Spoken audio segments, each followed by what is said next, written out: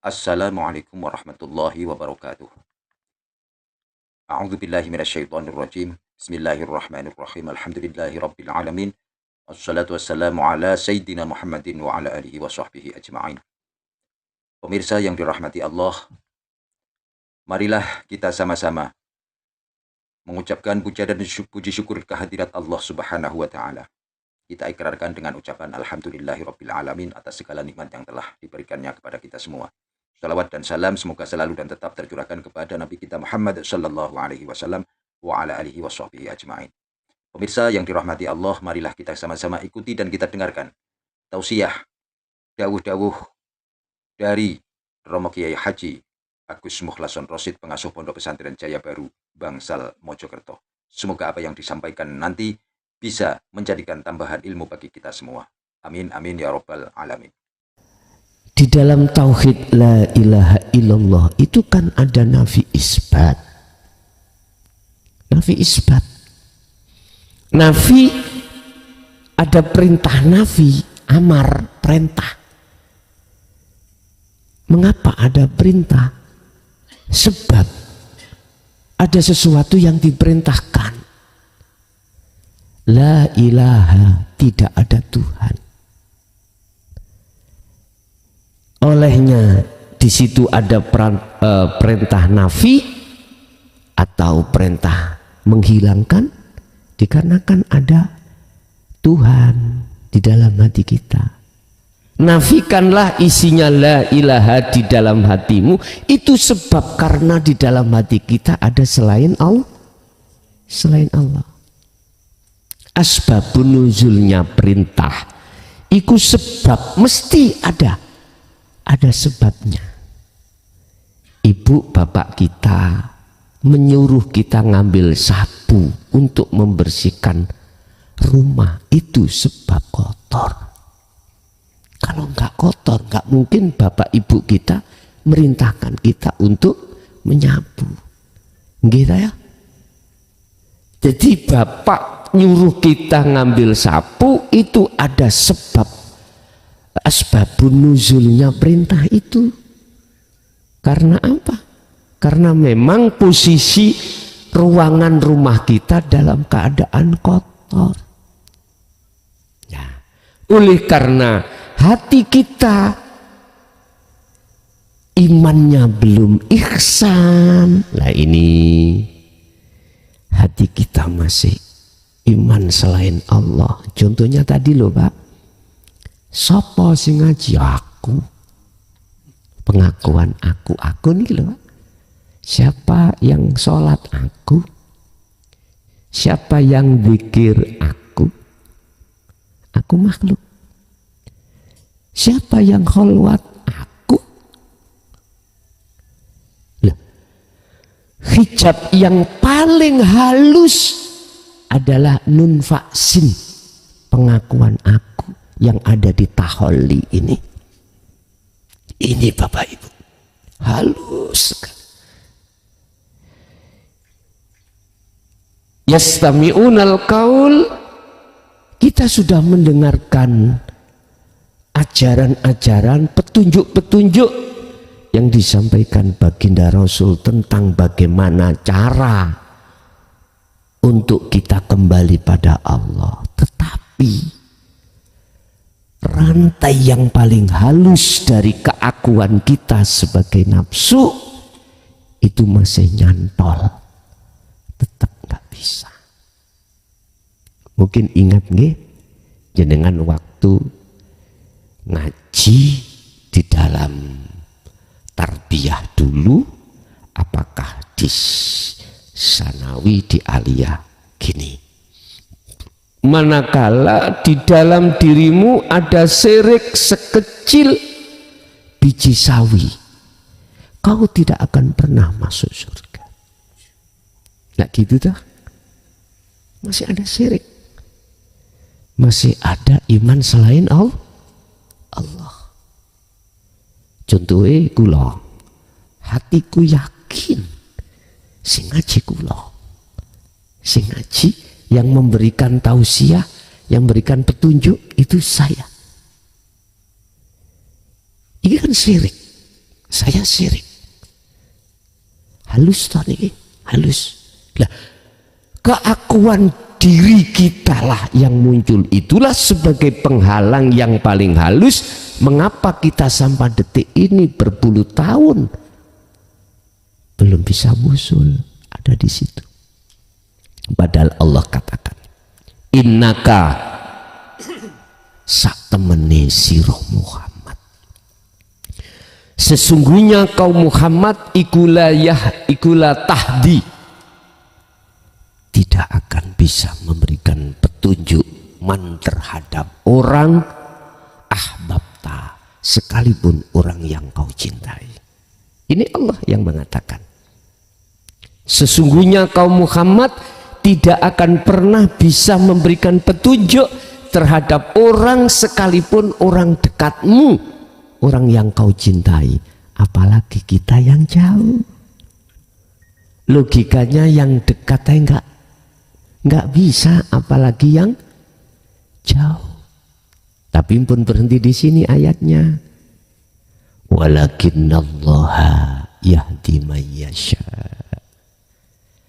Tetapi yang memberikan petunjuk, yang bisa memberikan petunjuk itu adalah Allah, man terhadap orang yasha, yang dikehendaki. Artinya sekalipun secara syariat itu lewat Muhammad, makhluk kita, tapi sesungguhnya datangnya dari Allah.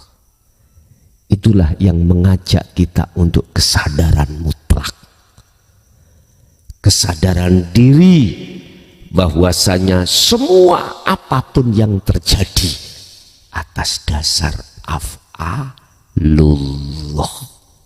Titik. Inilah salah satu seseorang yang dimaksud Allah mayyasha. Kalau sudah masuk dalam kesadaran itu, maka berarti inilah tanda orang yang dikehendaki oleh Allah. Akhirnya wayattabi'una ahsanahu, Az-Zumar 18. Itulah seseorang tanda yang dikehendaki Allah, yang diberikan nur ala nurin, cahaya ini. Inilah yang kumaksud nur makrifat, cahaya makrifat. Tatkala cahaya makrifat itu sudah didatangkan Allah di dalam hamba yang dikehendaki, Pak, mohon maaf ya, itu mohon maaf, kita ayo belajar semua apa yang kita alami, khususnya yang terjadi pada ruhaniyah, umumnya terjadi pada jasmaniyah, tetap disuruh miturut proses, tetap disuruh husnudon dateng Gusti Allah. Sebab gini, Allah sudah bentangkan yang namanya sayap kekuasaannya. Gini, jikalau hambaku sudah ku kehendaki dan ku berikan cahaya makrifat terhadap dirinya, maka ku pastikan dirinya ruh ku pisahkan dengan selainku. Dipisahkan, Pak. Apa selainku Allah? Adalah syahwatut dunia. Di dalam ruhaniyah Allah mesti memisahkan ruhaniyah jenengan dengan kehidupan kesenangan dunia ini semata-mata bentuk kasih sayang Allah. Karena jenengan diproses Allah sebagai kekasihnya, diproses Allah sebagai kekasihnya. Ketika proses inilah Bapak Ibu, tolong jenengan kali kula hati harus selalu husnudon pada Allah, manakala Allah juga memisahkan syahwat dunia, kesenangan yang berupa duniawiyah ini secara lahir juga dipisahkan. Akhirnya secara lahir kita menjadi orang miskin. Yang asalnya, mohon maaf, istri suami kita nggak ada masalah, tapi Allah kasih masalah. Kasih masalah. Akhirnya di dalam rumah tangga kita tidak kondusif. Ini mohon maaf. Itu Allah lebih tahu mengapa harus dipisahkan secara fisik. Anak tadi nggak ada masalah, kok ya dikasih Allah masalah. Kerjaan kita, ekonomi kita asalnya menengah ke atas, sekarang dibalik menengah ke bawah. Jenengan pun heran, Allah bisa jadi melakukan hal seperti ini, tapi ingatlah, semata-mata Allah itu sayang pada kita. Diturut pandangan Allah, bila mana secara fisik tidak dipisahkan akan mempengaruhi perjalanan ruhannya sampean kali kula terhadap Allah Subhanahu wa ta'ala. Gus, tapi apa yo mesti seperti ini? Tidak. Allah punya pandangan sendiri yang tidak sama dengan pandangan nafsu di dalam diri kita. Pandangan nafsu di dalam diri kita adalah, mohon maaf, moh loroh. Lah ngaten nggih Pak Bu nggih. Ekonomi moh jatuh, istri suami moh tukaran, anak moh ada masalah, kerjaan moh di PHK atau sepi, apalagi ini musim peceklek, hujan gak turun-turun, sampai ada yang sudah sholat istiqomah. Kadang ada satu daerah gak butuh, nanti kalau hujan banjir. Macem-macem. Masya Allah. Petani-petani olehnya mengharapkan, Pak, sampai ngiler, sampai diserukan untuk sholat istisqa. Pun ada yang kena uti beliung katanya gitu. Bapak Ibu hadirin, ingat, pandangan Allah, pertimbangan Allah itu lebih ngalim, lebih benar daripada pandangan nafsu kita. Andai kata barangkali loh ya, barangkali di antara jenengan fisik dipisahkan ya dengan kesenangan hawa nafsu, jangan heran, tetap kita husnudon terhadap Allah.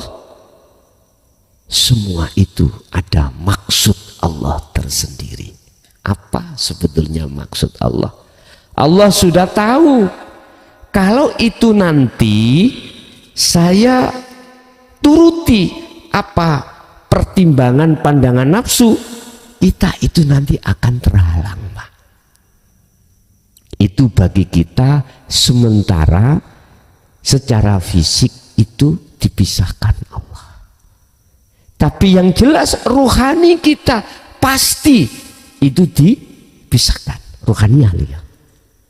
Dengan kesenangan-kesenangan yang ditimbulkan oleh nafsu di dalam sifat basariah kita sebagai manusia. Sebab prinsip siapa yang berjalan terus ke arah barat, maka semakin jauh arah timur yang ditinggal. Siapa yang terus berzikir untuk taqarrub, mendekat, bertemu pada Allah, maka otomatis selain Allah dijauhkan Allah. Ini sudah aturan Allah. Satu. Nomor dua, bisa jadi dibalik tadi. Tetap secara ruhaniyah kita dipisahkan Allah dari selain Allah. Iki bagi mayyasya lho Pak nggih. Saya tidak bicara bagi selain mayyasya. Hamba yang tidak dikehendaki, saya tidak bicara itu. Bagi hamba yang mayyasya yang nomor dua, mohon maaf, belum tentu secara fisik juga dipisahkan, bahkan dilipat gandakan. Sing sugih tambah sugih, sing pangkat tambah dur. Garwane mohon maaf yang tadinya setengah dingin, iki malah dingin koyok salju. Nyun sewu, kadang-kadang Pak Haji garwa ditambah. Mohon maaf Bu nggih. Ndak. Muding. Lo bisa jadi, tapi gini loh Pak, mohon maaf. Hal itu tidak bisa kita angan-angan. Mohon maaf, kita kan tidak bisa keluar dari ketetapan Allah. Nggak bisa. Kalau itu tidak ditetapkan, apapun bentuk upayamu nggak akan pernah bisa.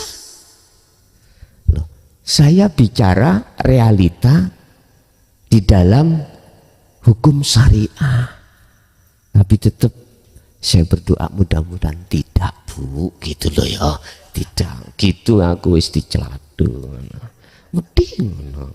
Nggak, itu cuman contoh aja. Siapa sih suami tega untuk melakukan itu? Enggak tega. Ada kalanya disuruh, ya itu istisna ya. Dikecualikan, Estu pun.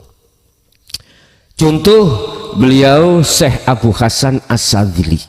Mohon maaf, saya tidak menyontohkan Rasulullah Muhammad sampai bicara garwa samono kandhai kok kula dipetotoki.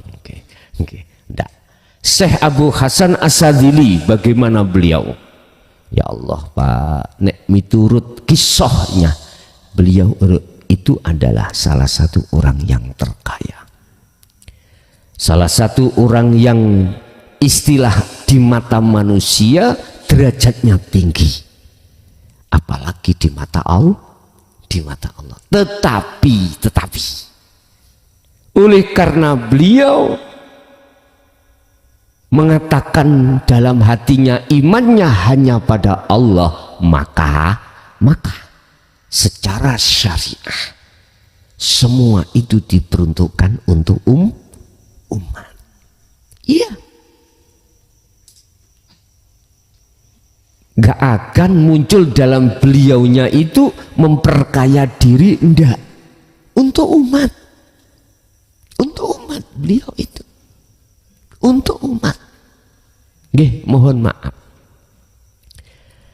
inilah perbedaan antara hati atau ruh yang betul-betul imannya pada Allah dengan hati atau ruh yang imannya belum sampai pada Allah, masih di iman belum di ihsan. Belum. Ini beda lagi. Walaupun secara syar'i sama-sama kayaknya untuk umat, tapi beda. Abu Hasan As-Sadzili itu sudah tidak mengakui kalau dirinya yang melakukan. Tapi yang belum ihsan pasti masih ada iman kalau yang melakukan saya. Walaupun beliaunya itu as-sahak, artinya ahli loman, orang hutang itu tidak dikasih bunga, enggak, bahkan sering lupa, enggak ditagih-tagih. Terus ketika saat yang ngutangi, Abah saya enggak bisa nyaur karena enggak ada, ya sudah bebas, begitu. Tapi di dalam diri masih ada pengakuan. Ada kepentingan lain di dalam hati kita, terlepas karena, mohon maaf, karena manusia, masih ada lagi, ada kepentingan untuk mendapatkan pahala, supaya besok betul-betul saya dimasukkan Allah di surga, ahli sedekah. Okay. Mohon maaf. Jadi beda banget apa isi di dalam antara seseorang yang si A seperti ini dengan orang yang sudah ihsan, hatinya sudah sampai pada Allah. Itu beda banget. Yang pertama itu tidak bisa masuk tembus pada Allahnya. Yang kedua tidak. Yang kedua bisa masuk karena tidak terhijabi. Tidak terhijabi hatinya terhadap selain Allah. Bapak Ibu, itu sebagai muqaddimah mawon. Sesungguhnya saya ulang, kita di sini sama. Nggak ada guru, nggak ada murid, nggak ada kiai, nggak ada santri. Kita sama-sama di mata Allah sebagai manusia. Tujuan kita walaupun mohon maaf, tujuan kita itu sama, untuk menyembah pada Allah, walaupun kita diperankan tidak sama. Ada yang diperankan bisa tembus pada Allah, ada yang diperankan tidak bisa tembus pada Allah. Cuman tujuannya sama. Wa inna ilaihi rajiun. Oleh sebab itu izinkanlah kami di sini pada malam hari ini menuangkan apa sebab-sebab kita nggak bisa tembus. Oleh sebab itu, marilah kita masuk di dalam surah apa tadi, Az-Zumar ayat 55. Apa petunjuk Allah di situ? Wa anibu, ikutilah kau sekalian. Apa kita mengikuti apa Bapak Ibu? Aksanama, apa yang telah, kebaikan-kebaikan apa yang telah diturunkan Allah terhadap Muhammad. Itulah yang kusebut unzila ilaikum mir rabbikum. Nyuwun sewu, apa petunjuk-petunjuk yang telah diturunkan Allah terhadap Tuhanmu? Apa? Salah satu di antara petunjuk tersebut adalah waspadalah. Kita setiap saat dan waktu itu dijerumuskan oleh setan. Gara-gara Allah dulu memberikan izin terhadap iblis untuk menyesatkan Adam dan anak putu Adam, maka jangan heran kalau setiap saat dan waktu apapun akmaliyah kita, akmaliyah pada diri kita itu diseret nafsu untuk mengakui kalau itu akmaliyah kita. Betul? Ini padahal Allah sudah katakan wala tattabi'u, dan janganlah kau mengikuti khutuwati syaitan ing aja-ajae nafsumu. Teman, jangan pernah kau mengikuti ajak-ajaknya setan, sebab innahu, sesungguhnya iblis, sesungguhnya nafsu dalam dirimu iku aduun, mungsuh, lakum kedue sira kabeh iku aduun, mungsuh, mubin, yang nyata. Ingat, nafsu dalam dirimu itu mungsuh yang paling nyata. Mana sih nafsu itu? Pun tak tutuke rasakno nang ati sampean. Siapapun kita, kalau muncul keakuan makhluk, itulah nafsu. Contoh ini, nafsu bertengger di atas angin. Ini kan musim kemarau Pak ya. Kemarau itu berarti panas sifatnya. Terus saat ngaji ini, Allah mendatangkan angin. Seret, panasnya hilang. Akhirnya nafsu itu mengarahkan ruh supaya iman, sing merubah kondisi panas menjadi dingin, kondisi ongkep menjadi gak ongkep. Tahu ongkep nggih? Tahu. Angin. Apakah angin itu kholik apa makhluk? Jelas makhluk. Iman kita diseret di situ. Diseret. Padahal Allah katakan wa wattabi'u aksana ma unzila ilaikum mir rabbikum. Ikuti petunjuk-petunjuk di dalam kitab. Kalau bahasa syariat adalah Al-Quran. Yang Al-Quran itu dawuh-dawuh dari Tuhanmu. Ini Pak Bu, subhanallah. Jadi salah satu petunjuk dari Tuhan kita, ya, kalau umat Islam, ya Allah, waspada dari setiap saat dan waktu ada kepentingan hawa nafsu. Diseretlah kita oleh nafsu untuk beriman selain Allah, untuk memandang selain Allah, untuk bermusyahadah, untuk asyhadu terhadap selain Allah. Tidak asyhadu ke illallah. Dibegal kita. Akhirnya apapun yang terjadi, mesti kita masih bicara sebab musabab. Bolehlah sebab musabab kita bahas, tapi jangan berhenti. Kalau kita konteksnya ngomong iman, kata Rasul, iman itu hanya pada Rob, pada Allah. Nah, iman itu bisa pada Allah manakala sudah ihsan.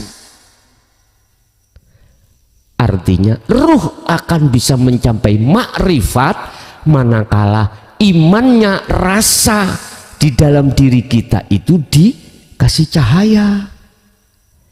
Nah, cahaya akan dihadirkan oleh Allah terhadap mayyasya, hamba yang dikehendaki, manakala si ruh tadi terus melakukan, membawa kunci untuk kemakrifat Allah. Sebab cahaya ini bukan nurullah, sebab cahaya ini hanyalah cahaya makrifat, yaitu cahaya untuk menyatakan, mempertemukan, mengertikan, meruhkan. Lah, meruhkannya ya, mentaukan ruh terhadap Allah. Jenengan harus tahu perbedaan antara nurullah dengan nur makrifat. Kalau nurullah ya dunia dan seisinya ini nurullah yang disebut makhluk. Tapi kok ini nurullah itu aslinya, nyatanya aku. nanti ya, nanti jenengan bisa masuk di situ gitu loh. Nanti aja dulu, wong kita itu bahas proses kok. Lah, siapa ruh yang dikasih cahaya makrifat? Hanyalah mereka yang sudah punya wasilah pada Allah. Kemarin saya bahas tentang wasilah itu di Situbondo, kendit. Apa wasilah hakikatnya itu? Berangkat dari ala bidzikrillahi tatmainnul qulub. Zikir yang mana yang dimaksud? Itulah adzikru bisiril asrar. Ini Pak, bila sautin wa kalamin wa lafdin, zikir yang sudah tidak mengucap, tidak melafatkan atau mengkalamkan, sudah tidak. Karena si ruh itu selalu berzikir tersebut, maka dipastikan Allah akan menyalakan lenteranya hati, lampunya ruh, jagatnya ruh. Akhirnya datanglah cahaya. Ketika saat cahaya itu datang, maka saat itu juga, detik itu juga, kegelapan akan qul ja'al haqqu wa zahaqal batil innal batila kana zahuqa. Kebenaran itu datang, maka saat itu kebatilan akan lenyap. Mohon maaf, lakukanlah hal itu, petunjuk Allah di dalam ayat 55 tadi, min qabli ayyatiyakumul azab. Lakukanlah hal itu, perolehlah cahaya makrifat itu sebelum datangnya kematian. Mohon maaf, kita sudah tua, kita pasti akan mengalami kematian. Sisa umur kita sama-sama tidak tahu.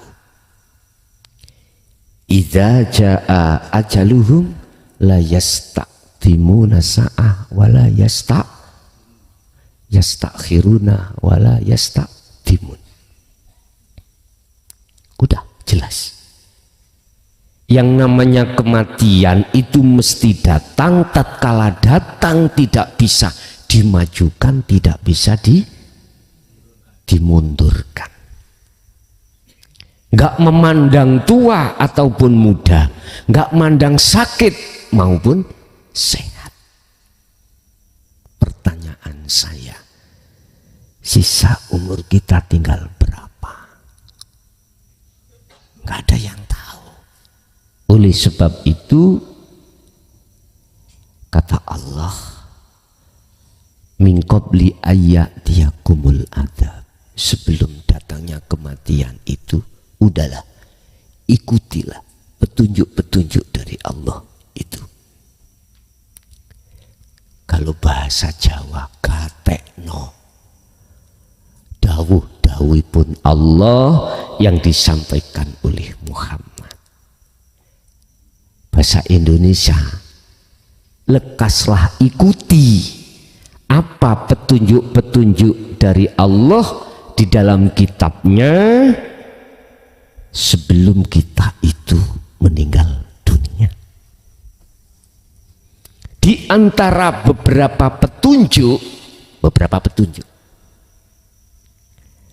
satu yang miturut saya yang harus kami gelar, yang kami serukan, apa?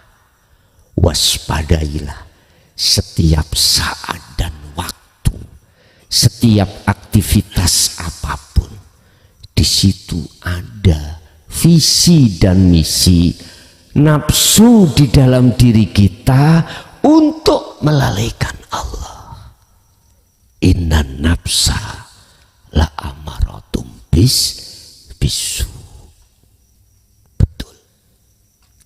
Caranya jenengan diseret dalam satu iman selain Allah. Ini gak gampang loh Pak Bu, apalagi kita dalam rumah tangga.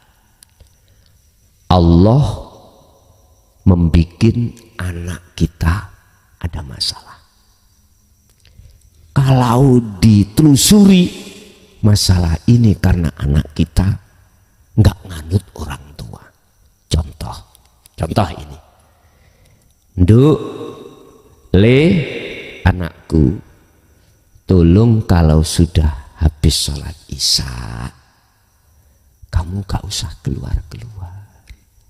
Di rumah aja, entah itu baca Quran, entah itu mutolaah, entah itu belajar di sekolahan. Tetapi anak itu tidak menghiraukan. Di WA temannya keluar. Akhirnya di luar ada masalah. Ada masalah. Entah masalah apa. Yang jelas masalah ini orang tua harus dihadapkan. Orang tua. Akhirnya jenengan diseret nafsu, yang membuat persoalan adalah anak. Otomatis sifat di dalam hati jenengan niki nafsu amarah muncul. Nggak mungkin terus bilang gini, Cung, besok lakukan lagi ya. Nggak mungkin. Nggak mungkin tak?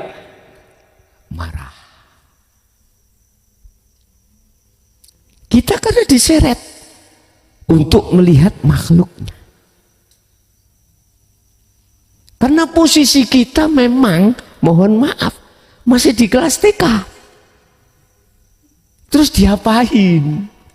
Mohon maaf. Estu mohon maaf. Kita berkeyakinan besok Allah memasukkan kita surga karena amal kita. Kayak gitu toh?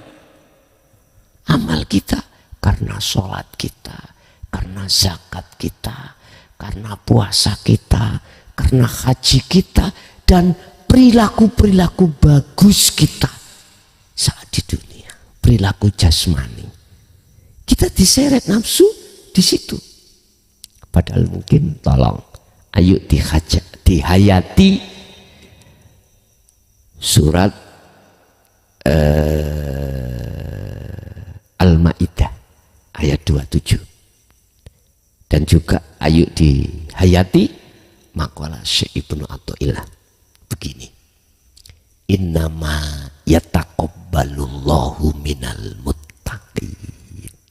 Iku kalau Al-Maidah 27. Sesungguhnya amaliyah yang hanya diterima oleh Allah itu adalah amaliyah yang bersumber dari akhwal atau hati yang bertakwa. Akhirnya saya buka sebagai muqabbalah referensi dalam kitab Hikam, pasal berapa itu saya lupa. Itu makolahnya itu berbunyi gini, husnul a'mal utawi bagus-baguse amal, laku amal itu berarti ada kaitannya dengan jasmani. Sholat, zakat, puasa, haji, apapun amal, termasuk kita makan, kita minum, itu amal. Itu akan bagus di mata Allah, gak di mata manusia. Kalau di mata manusia sudah maklum, wong sholat mesti bagus atau baik, wong zakat, puasa, haji mesti baik. Itu maklum sudah. Tapi bagaimana pandangan Allah? Tergantung. Bagusnya amal jasmani iku nata iju husnil ahwal. Tergantung. Buah yang muncul keadaan rohaniah kita bagaimana? Kalau bagus, mesti bagus, Pak. Iku nata ijo husnil ahwal. Tergantung buahnya itu yang muncul dalam ruhaniah kita, ahwalnya, keadaannya itu bagus. Kalau rohania bagus, otomatis jasmania bagus di mata Allah. Contoh niki, ruh kalau sudah dikasih Allah cahaya makrifat, mesti ruhania itu mengisbatkan Allah, menafikan selain Allah, mengisbatkan Allah, memusnahkan, memfanakan keakuan hamba, banjur muncul keakuan Allah.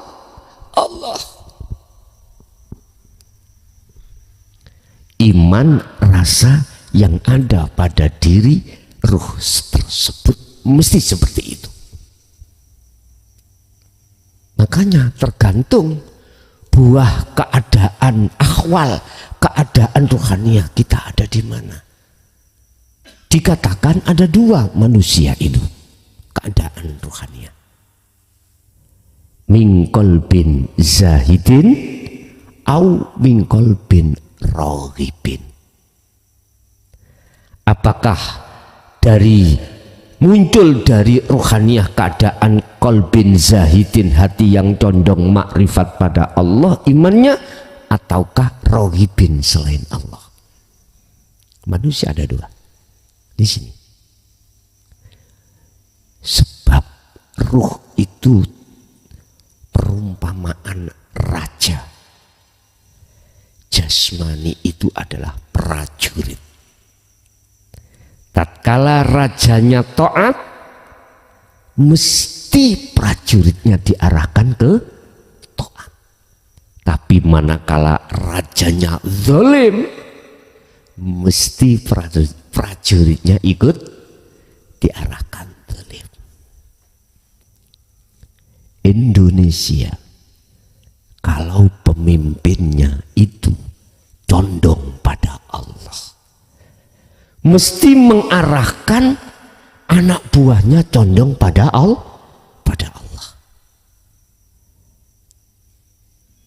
Tapi kalau pemimpinnya itu mingkol bin rohibin, mohon maaf, bawah-bawahannya mesti disuruh untuk berlaku seperti pimpinannya. Indonesia tak akan pernah terlepas dari korup manakala pemimpinnya itu mingkol bin rohibin.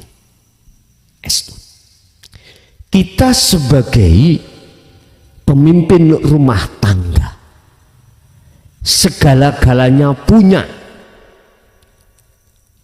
ruhaniah kita akan terbelenggu terhadap nafsu manakala kita belum terlepas dari belenggunya hawa nafsu. Itu mesti otomatis akan menyuruh yang kita pimpin melakukan seperti kita. Mohon maaf, pemimpin yang dimaksud di sini adalah pemimpin yang hatinya condong pada selain Allah. Selama ini terjadi, maka selama ini negara tidak akan pernah baldatun thayyibatun, nggak akan pernah.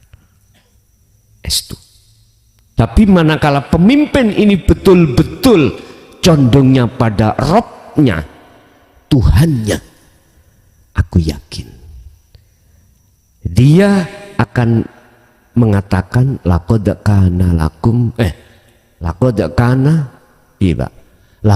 kana fi rasulillahi uswatun hasanah, memberikan contoh hati untuk condong pada Allah. Itu pasti.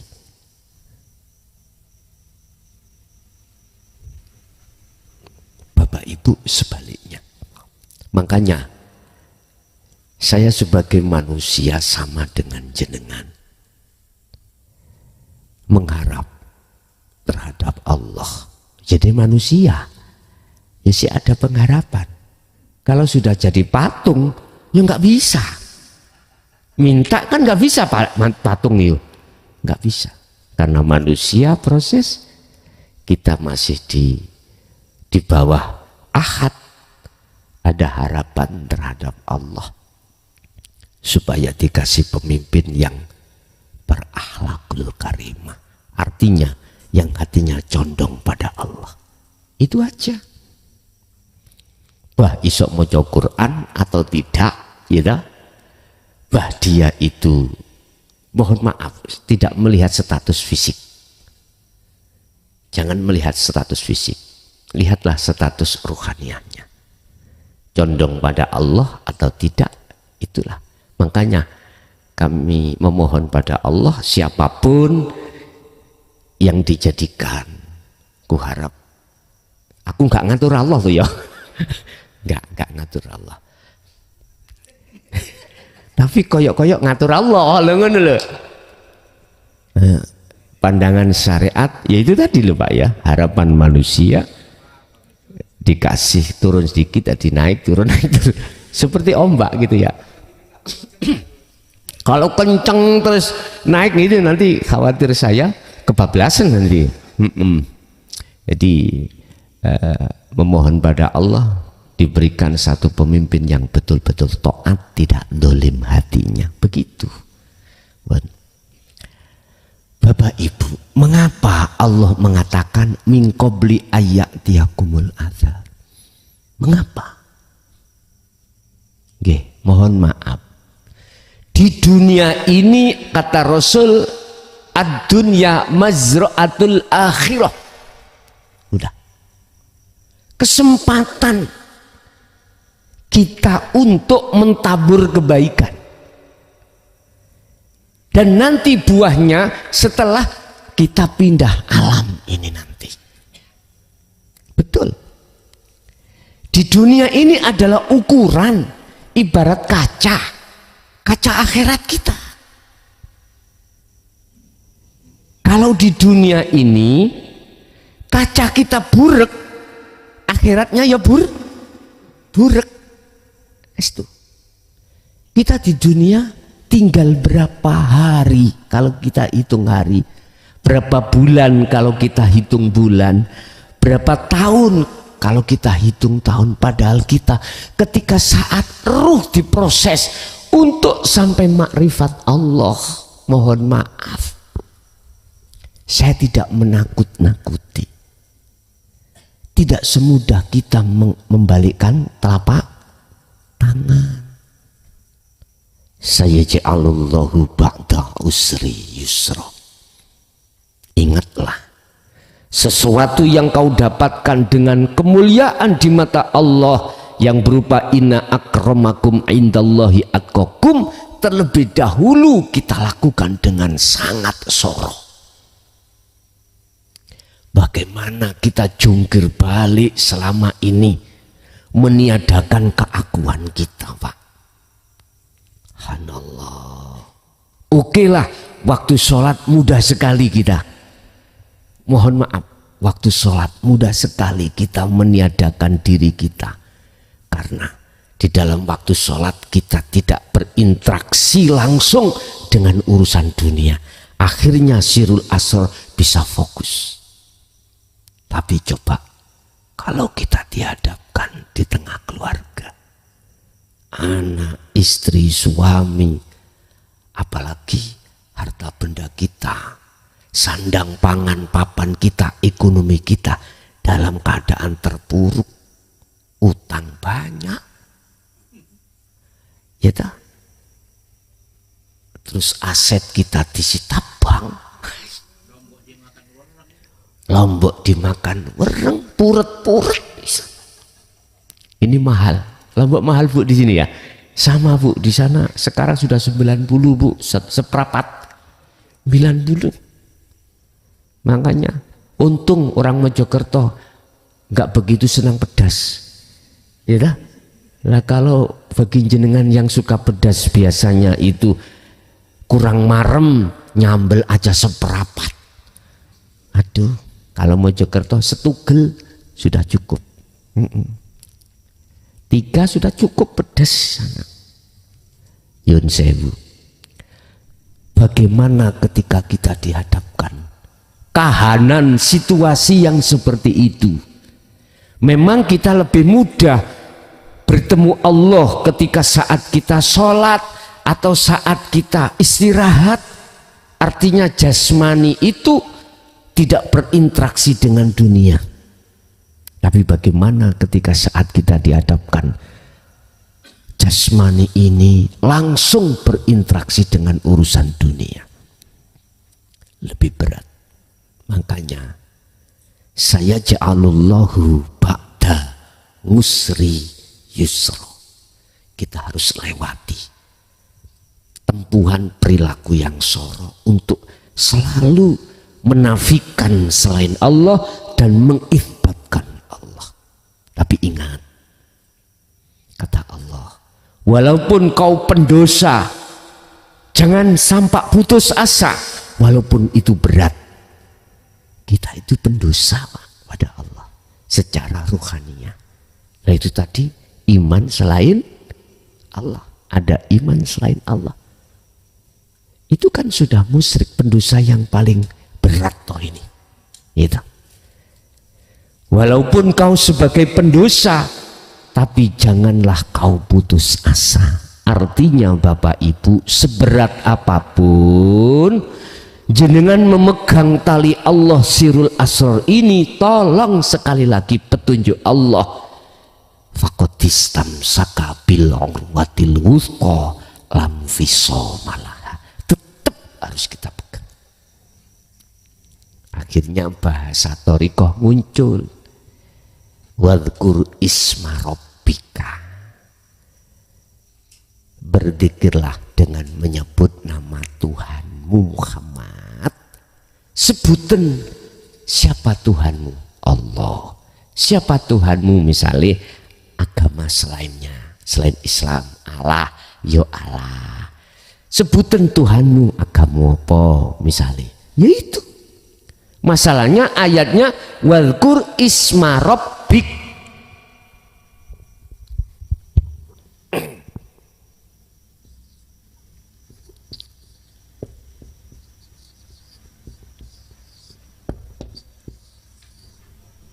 Rob, bahasanya Rob.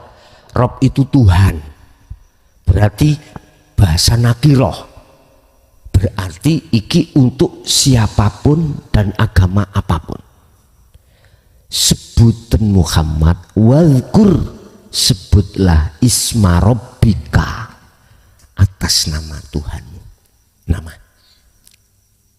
Akhirnya jenengan lewat napas ning ati sampean, hati menyebut Allah, Allah. Lagi itu dah.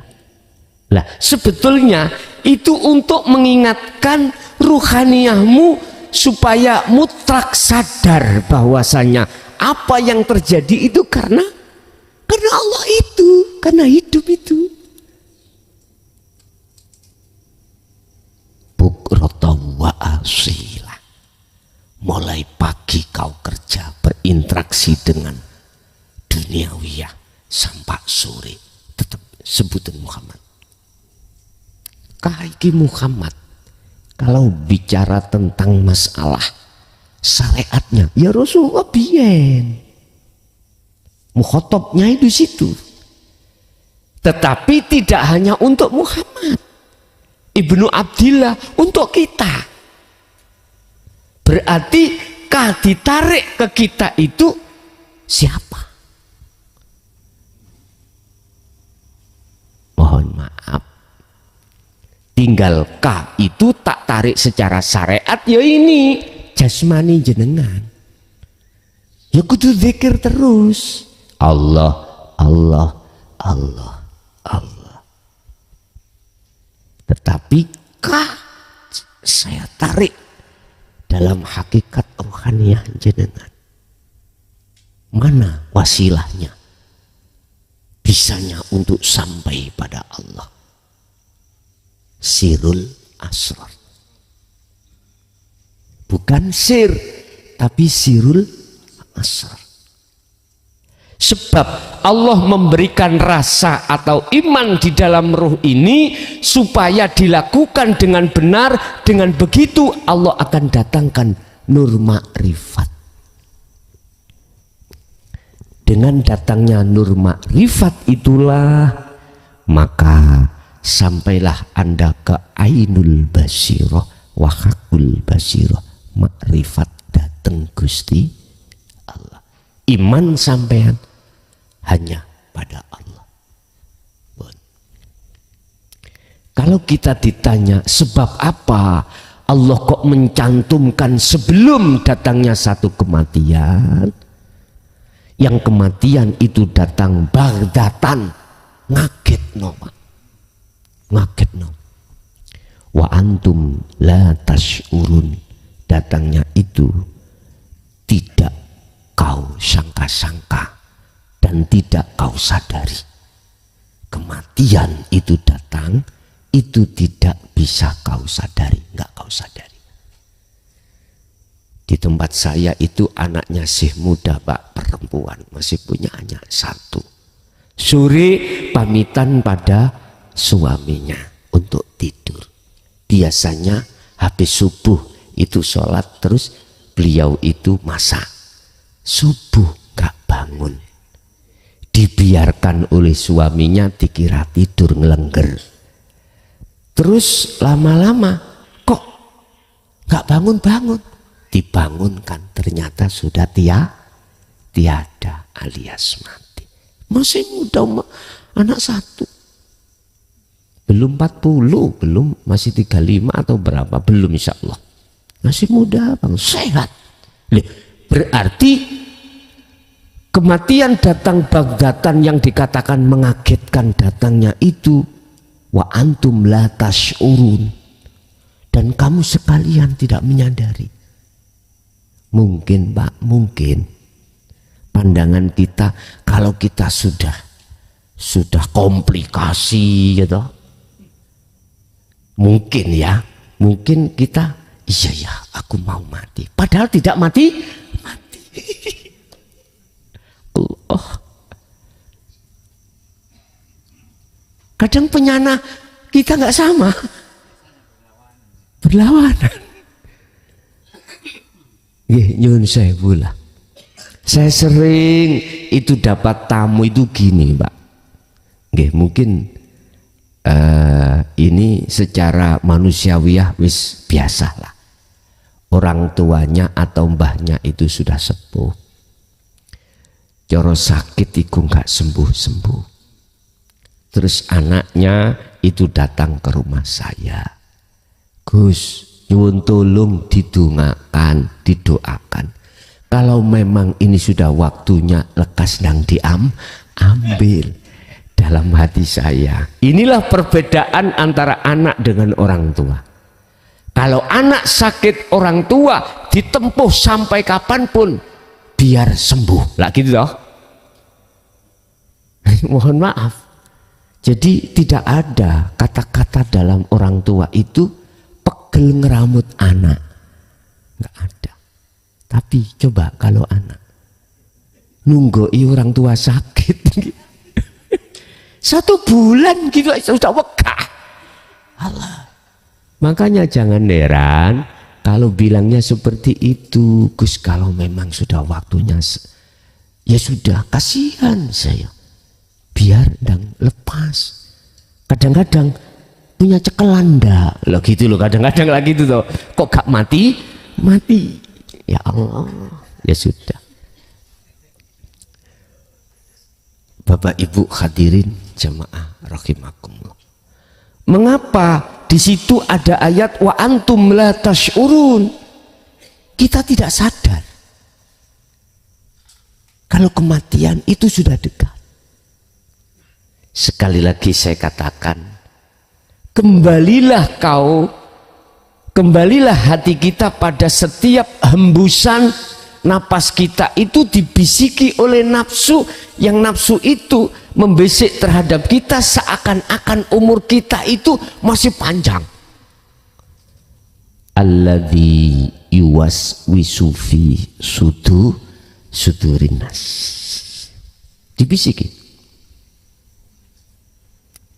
Akhirnya kita nggak sadar Pak.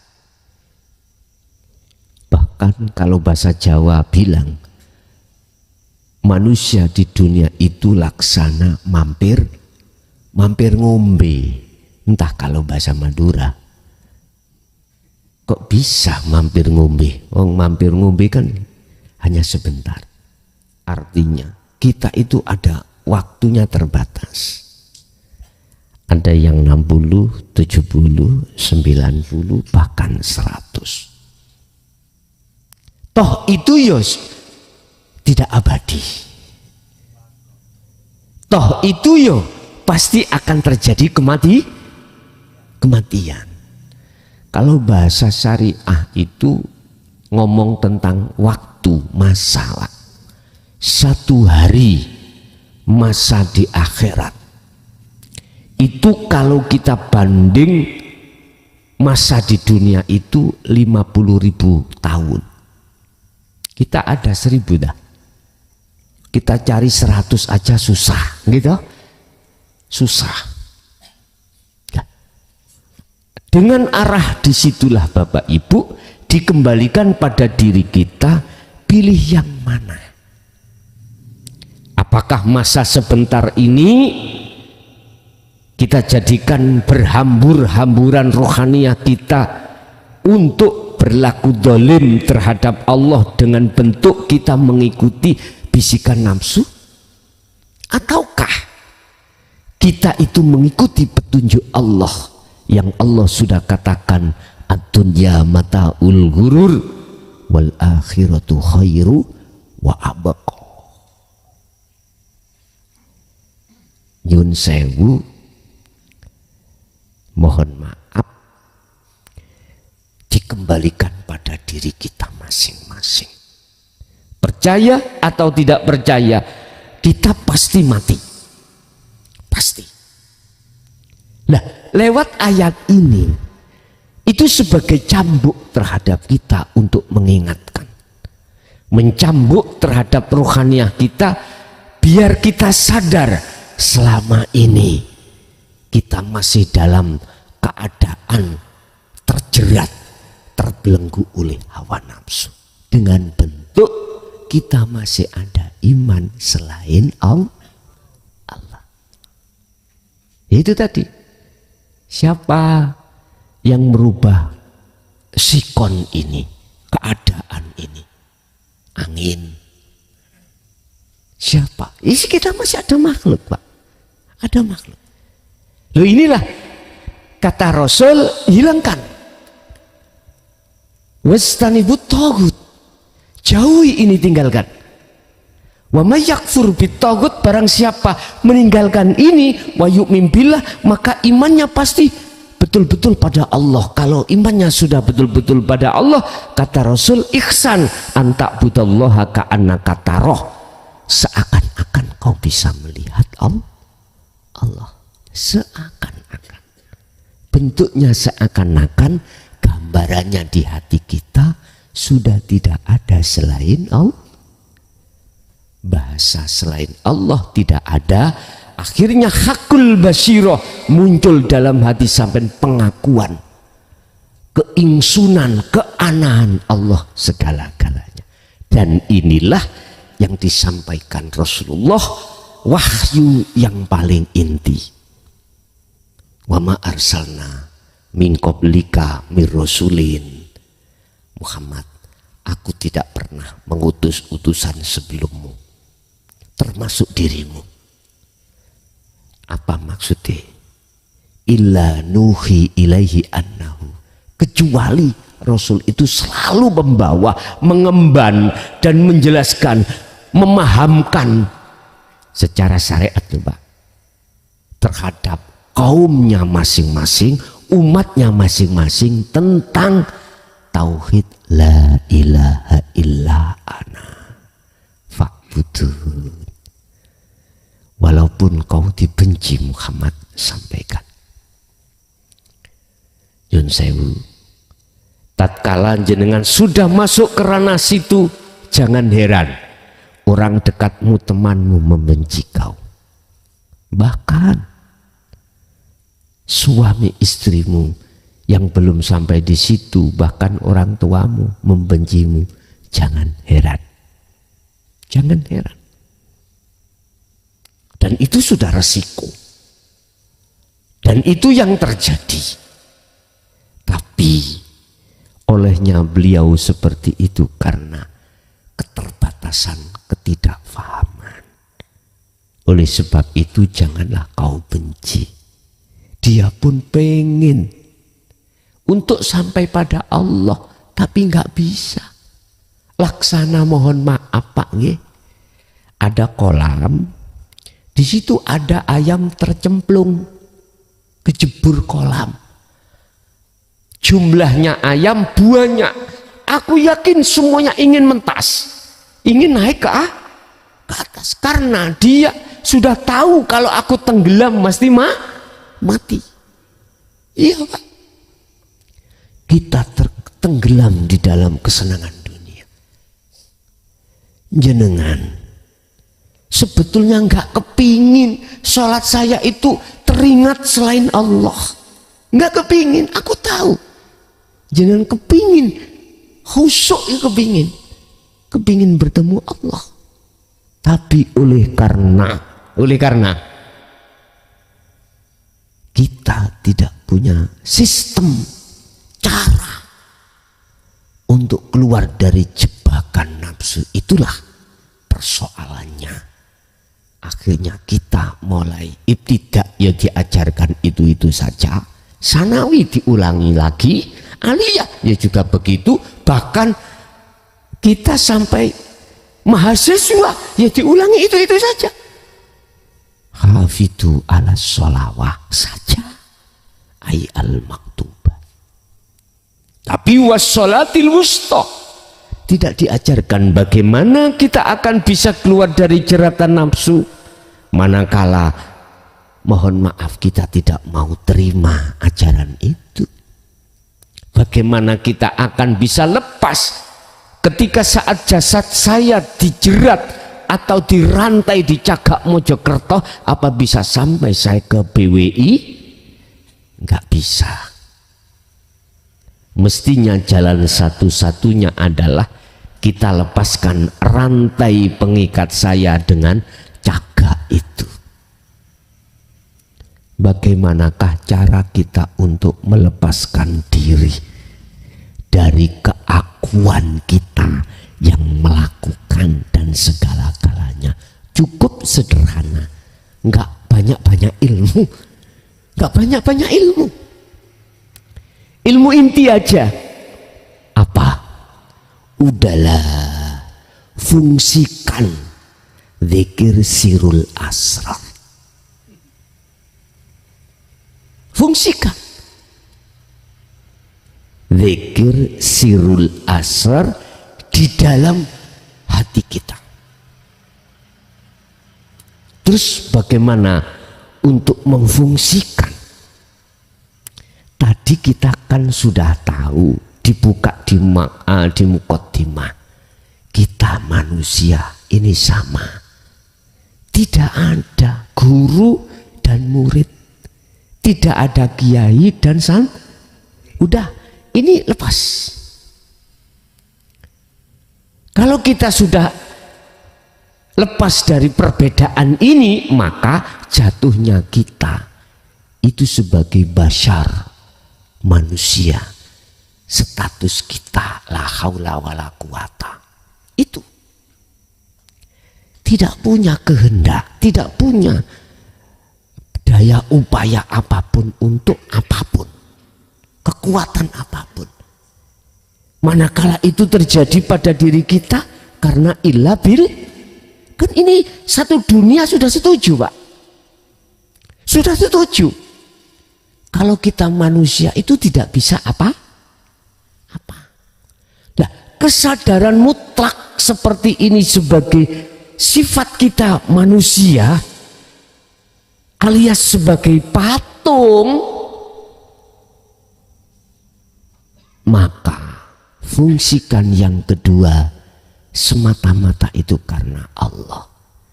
Cukup apapun yang terjadi, rasakanlah di dalam dirimu ada hidup, yang dengan hidup itulah menyatakan dirinya lewat jasmani jenengan menyatakan Muhammadur Rasulullah.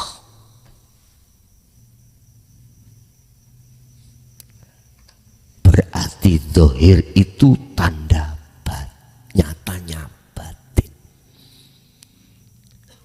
Gerakan zahir apa yang dilakukan jasmani itu sebetulnya adalah pengilon atau sentrongan sinar, sesungguhnya gerakannya ruh.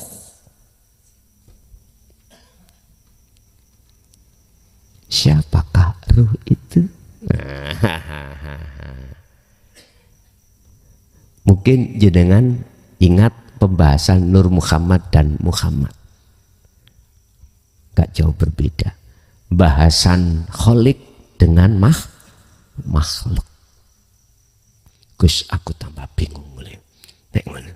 Ya udah, kalau bingung duren cangkokan, leren rokokan, sambil buah duku, buah pepaya. Mumpung masih ada waktu, kita gunakan untuk bertanya. Ini nanti kita masukkan pertanyaan. Allah ya karibun. Bapak Ibu hadirin jamaah rahimakumullah. Simpel saja kita untuk meraih cahaya makrifat. Apapun amal yang terjadi pada diri jenengan, jasmani ini, saya tidak mengkhususkan, enggak, apapun amal yang berlaku dalam jasmani, apakah melihat, mendengar, bergerak dan lain sebagainya, tolong nataij buah yang muncul dalam hati jenengan itu harus mingkol bin zahidin. Kalau Maidah ayat 27 tadi, minal muttaqin. Apa muttaqin itu? Hati yang takwa, ilmu, amal, istiqomah. Artinya imano yang sak temene hanya Allah di dalam dan di luar dirimu lah yang berafal. Jangan kau akui itu afalmu. Harus kita asah, Pak. Harus ini sering kita lakukan. Kan gak berbunyi, kan gak berucap, enggak. Hanya dirasa, dirasai, diimani. Udahlah, jenengan walaupun gak ada ilmunya sing tinggi, tauhid sing tutuk langit, ini cukup sebetulnya itu. Nanti jenengan akan dibimbing Allah sendiri di situ. Untuk tentang ilmu sir yang bagaimana nanti akan dibuka Allah di situ. Dan inilah biasanya dilakukan oleh Mbah Yai dulu, sistem yang seperti ini. Sudah ketemu kunci langsung meriku das. Jadi lebih berat timbangan ahwal praktek daripada jenengan iki ngaji. Lebih diutamakan praktek zikir daripada ngaji. Apakah itu salah? Enggak, menurut saya enggak salah. Yang bikin seperti itu ya siapa? Kembali ke situ. Bon, niki solusinya. Sebab pertimbangan kita, sisa berapa umur kita pun tidak akan pernah tahu. Yang perlu kabar yang kami sampaikan, nanti diingat ya, kalau ini nanti tidak benar bisa kau tuntut aku ya.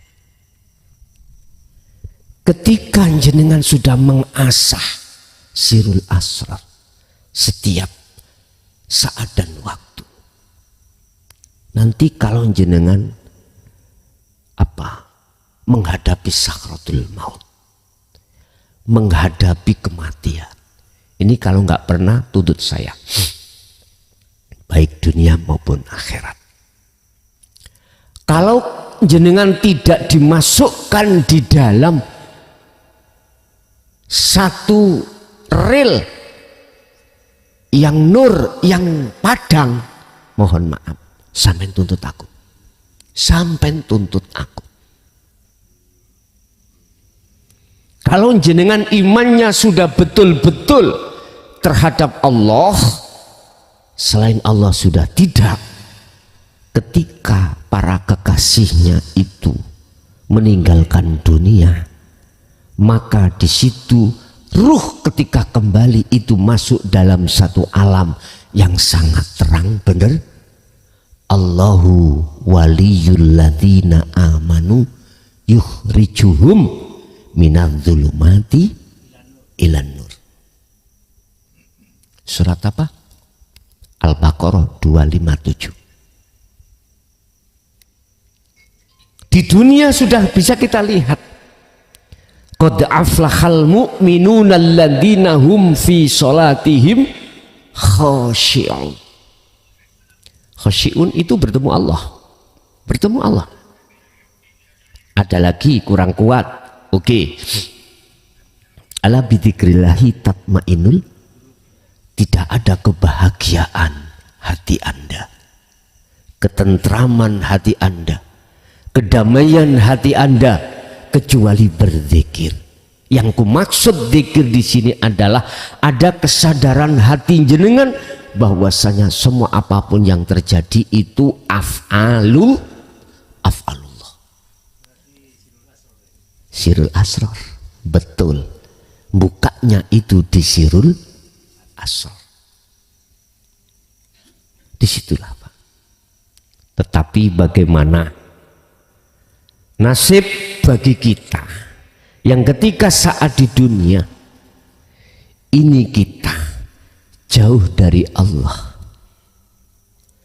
berarti dekat selain Allah.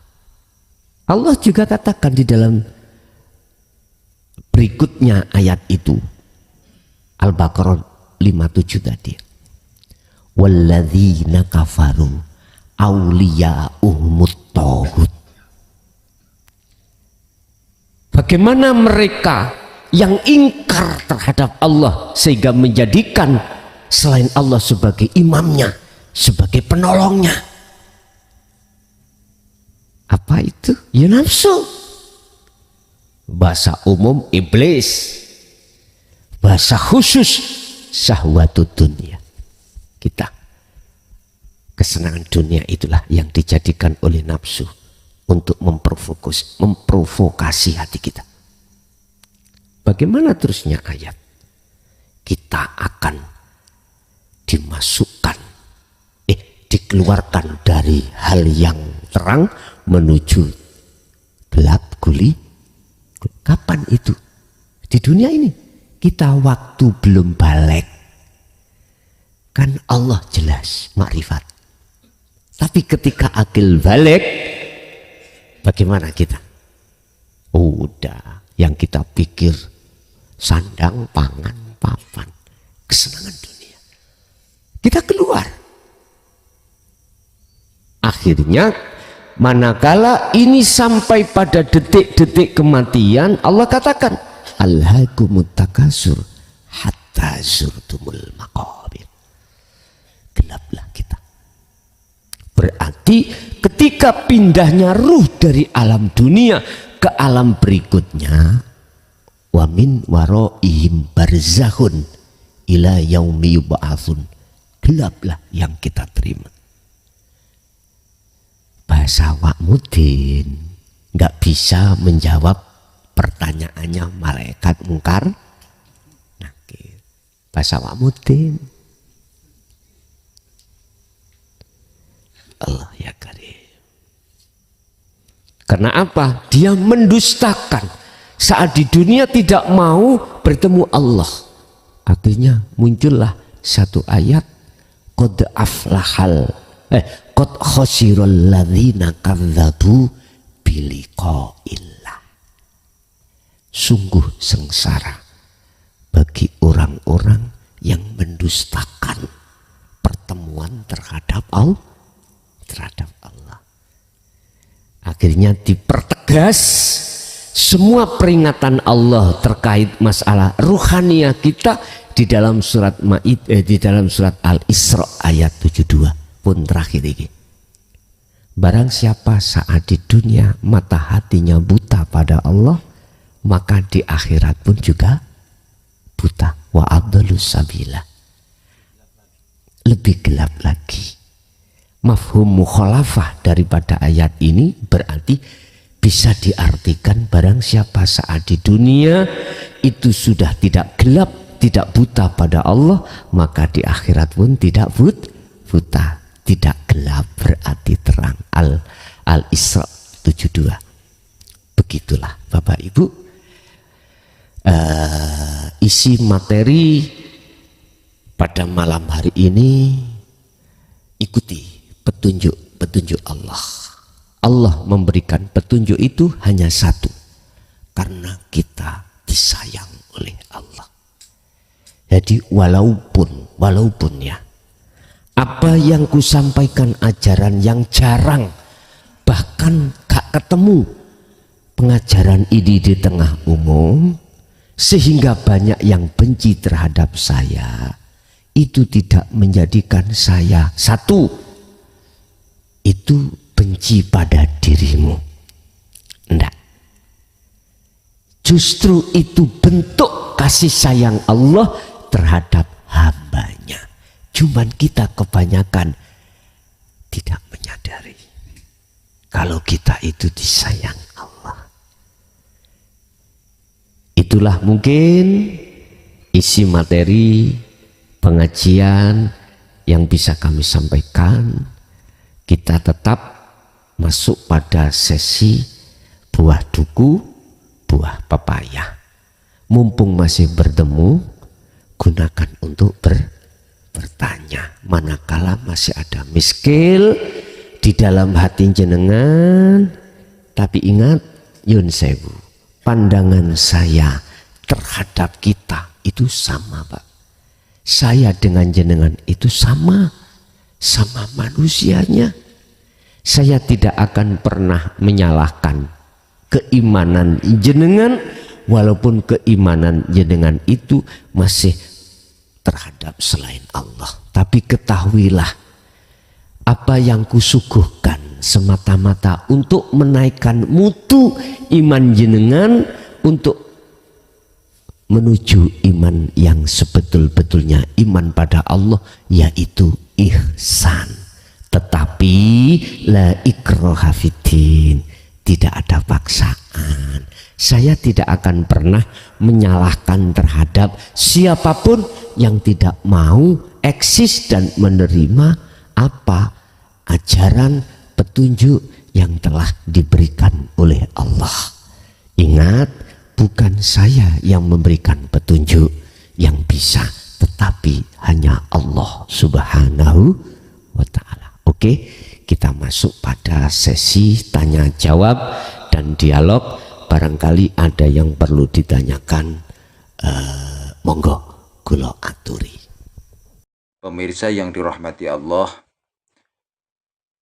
begitu tadi uraian ilmu dari Gus Mukhlason Rosyid. Semoga apa yang didawuhkan dan disampaikan tadi bisa menjadikan tambahan ilmu pengetahuan yang bermanfaat dan berkah bagi kita semua, yang akhirnya apa yang kita amalkan menjadi lebih sempurna.